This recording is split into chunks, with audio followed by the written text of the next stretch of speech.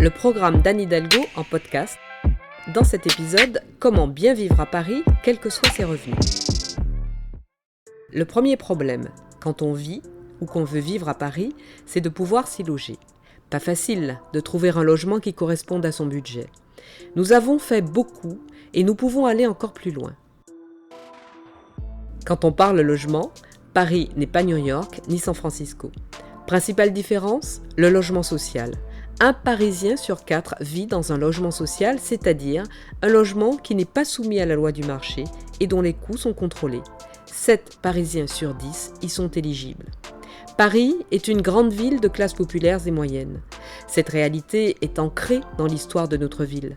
La diversité sociale est une chance et elle fait de Paris ce qu'elle est, ni ville-musée, ni ghetto de riches. Nous voulons continuer à vous donner les moyens de bien vivre à Paris. C'est aussi ça, l'action d'Anne Hidalgo et de son équipe. Première proposition. La grande priorité, c'est que le logement soit accessible à toutes et à tous. Et pour cela, nous plaçons un objectif de 25% de logements sociaux à Paris d'ici 2025, répartis dans tous les arrondissements. Nous proposerons aux classes moyennes des logements au loyer au moins 20% inférieur au prix du marché, grâce à Paris Logement Abordable, une société immobilière mixte qui investira 20 milliards d'euros en 6 ans. Nous proposerons aussi 6 000 appartements à moitié prix en accession sociale à la propriété.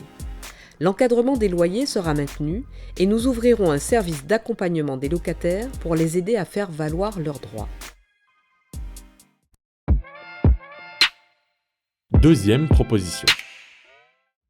Le logement est une partie du problème, mais pas la seule. Dans une ville, il faut pouvoir se déplacer. Et nous avons la chance à Paris d'avoir un incroyable réseau de transports en commun. Pour que tous en bénéficient du mieux possible, nous étendrons la gratuité des transports en commun aux moins de 18 ans.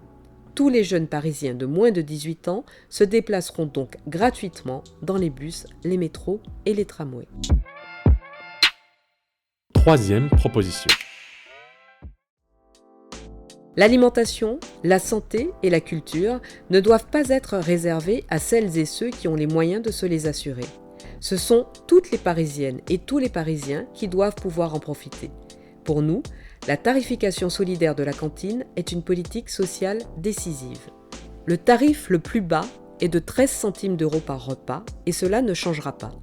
Nous atteindrons le 100% bio et en circuit de proximité, comme c'est déjà le cas pour le lait servi dans les crèches, et ce, sans surcoût pour les familles. Si le prix du bien-être à Paris passe par l'alimentation, la santé représente également une dépense non négligeable. Nous en avons conscience et installerons des médecins conventionnés secteur 1 dans tous les quartiers, afin que vous puissiez vous soigner à moindre coût et au plus près de chez vous. Enfin, Paris dispose d'une immense richesse culturelle, mais nous craignons que certains Parisiens et certaines Parisiennes ne puissent en profiter. C'est pour cela que nous maintiendrons la gratuité des activités périscolaires et aussi l'accès gratuit à nos musées. La gratuité du musée à Paris, non, je trouve ça vraiment super bien. Je vais souvent au musée d'art moderne, faut que ça continue, faut que ça reste gratuit, c'est vraiment super. Quatrième proposition. Parfois, on a besoin d'un coup de pouce à un moment précis, d'une main tendue. Les aléas, ça existe. Donc, il faut aussi des aides spécifiques en cas de problème. C'est pour cela que nous créerons un chèque coup de main. Il permettra par exemple aux familles monoparentales de faire appel à une garde à domicile 4 heures par mois et bien d'autres choses encore.